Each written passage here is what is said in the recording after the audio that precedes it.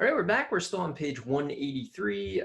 We stopped in the middle of the table because I didn't want to have like an infinitely long video. Also, I stopped the video before I was even done talking because I was so excited to end it. So anyway, we're back. We are writing parameterizations. We have discovered that there is some relationship, and we will answer that more here.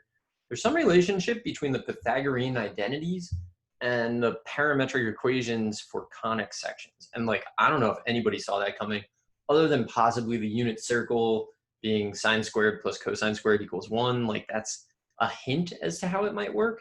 But what we're going to do now is see, can we use it on an ellipse? And I think the answer is going to be yes, we can.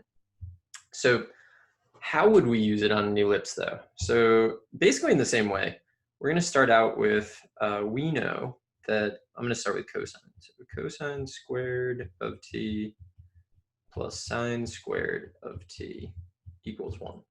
That is definitely true. And then over here, right, we have that game for little kids. We have another squared thing plus a squared thing equals 1. So like parts must equal parts.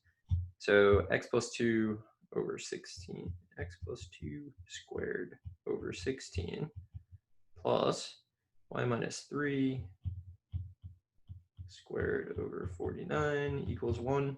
So if you do enough of these, eventually you do not need to do this work, which is good because nobody really wants to do the work. So we're associating this, and then we're going to associate this, and basically solve. And so you run into this issue though, where like we'll have, let's say x plus 2 over 4 equals cosine. But it could be that x plus 2 over 4 equals negative cosine because it was like squared, and so you need plus or minus. And it actually doesn't matter in terms of, so it matters a lot in terms of the parametrics, what you get. It doesn't matter in terms of when you don't have the parametrics, because that's just there. That's just like somebody mowed an ellipse in the lawn. And it's like, how did they mow it? Like, who cares? You have an ellipse in your lawn. That's basically the idea. So here, I'm going to write that x equals negative 2 plus 4 cosine t. I could have written minus 4 cosine t. It wouldn't make a difference. To the path. It makes a difference to the like path you trace, but not like the plane. What am I trying to say here? The graph, like if you naively look at the graph, it's going to look the same no matter what. Like you didn't see how it was made. You're just like, oh, I have a graph.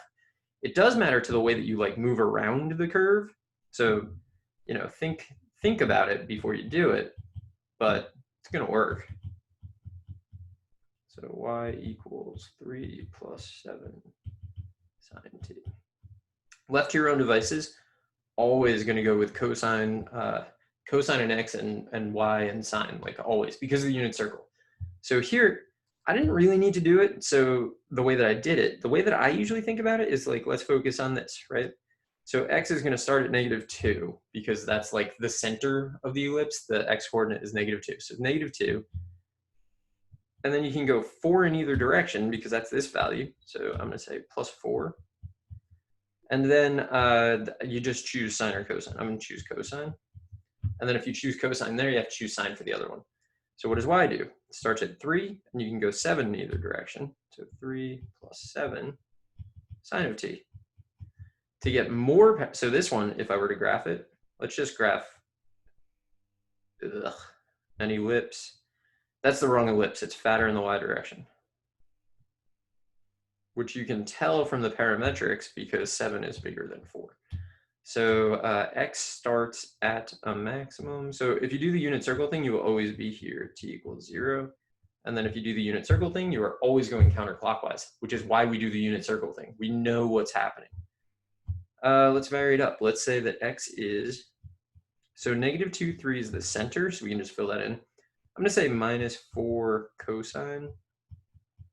And let's go with plus 7 sine.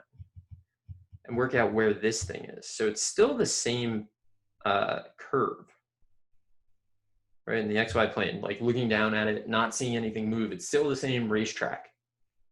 Where do we start? So negative cosine started at a minimum. So you're going to start here because that's the only place x can be at a minimum. And then the sine part is going to increase. If you increase, you go this way. And that's that. So this is where you are at t equals 0. And we kind of worked it out. So there's a lot of options. You should try them all out, try graphing them, throw them all into GeoGebra, put points on them, and just like see what happens. I can't I don't know if I'm not making you do that, but I think it's a good idea. So let's see, what ideas have we encountered? So it's the Pythagorean identities.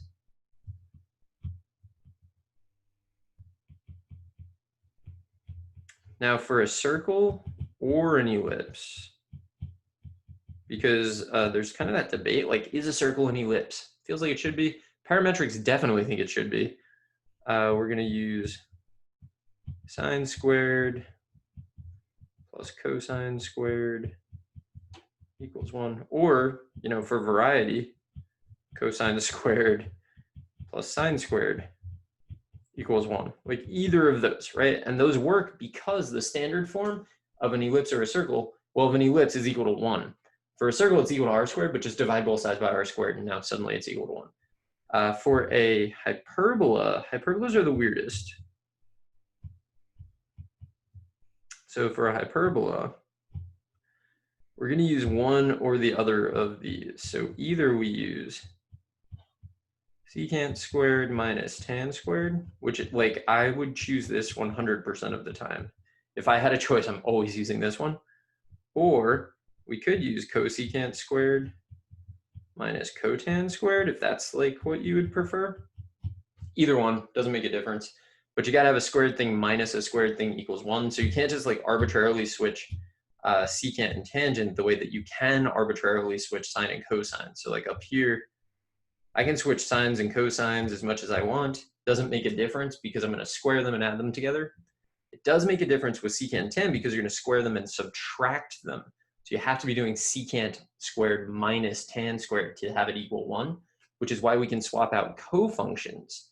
We can't swap out secants and tans or cosecants and cotans. Also, I see that I wrote that wrong. This should be cotan. That's weird. Just like looking it over and you're like, oh, nope, got that wrong. So we can swap secant for cosecant and tangent for cotangent, but you can't swap these. Not possible. You can only swap cofunctions. So let's see if we can do this. Parameterize each of the following. So I'm going to do these the way that I would ordinarily do them. X equals, Y equals. All right. So the center is 3, -4. So I'm going to put that in 3, -4. And then I can go 4 in each direction from the center. So I'm just going to say plus 4 cosine plus 4 sine. If you don't like that, do more work. It's not really a problem. I'm going to try the same thing here. So x equals, y equals. All right, so the center is -7, 5. So I'm going to fill that in. Now, from the x, the -7 for the x coordinate of the center, I can go 5 in either direction. So I'm going to say plus 5 cosine. Or sine, it doesn't really make a difference. Just left to my own device, I'm always going x with cosine, y with sine. I feel like you should too, but you know, up to you. And then from the 5 that is the y coordinate of the center, I can go 11 in either direction. So I'm going to say plus 11, and I have to use sine or negative sine because I already used cosine. And that'll do it. All right, how about this one? So for this one, I'm always going to go secant squared minus tan squared. I think it's the best thing to do. So I'm going to say that x equals, y equals. Now you got to be careful here, right? So the center is -1, 8. So I'm going to fill that in. -1, 8. There's like a lot of danger points on this. And then the key thing for this, secant goes first. Always, right? So secant has to go with whatever comes first. So here I'm going to say plus 12 secant of t. And then this will have to therefore be plus 17 tangent of t. The other choice that I had here is x is -1 plus 17 cotan of t, and y equals 8 plus 12 cosecant of t. And the pluses or minuses don't matter. You could change this to a minus, whatever, vary it up. Those don't make a difference. But these are your parametric equations. That's how we can parameterize them. It's all just like a matching game, which is what I kind of like about it, because we already know the Pythagorean identities. We get to use them again. Favorite part about the course, everything that we learn, we get to use multiple times. Anyway, I'm going to end this here. I'll be back in the next video, and we're going to keep going. So see you there.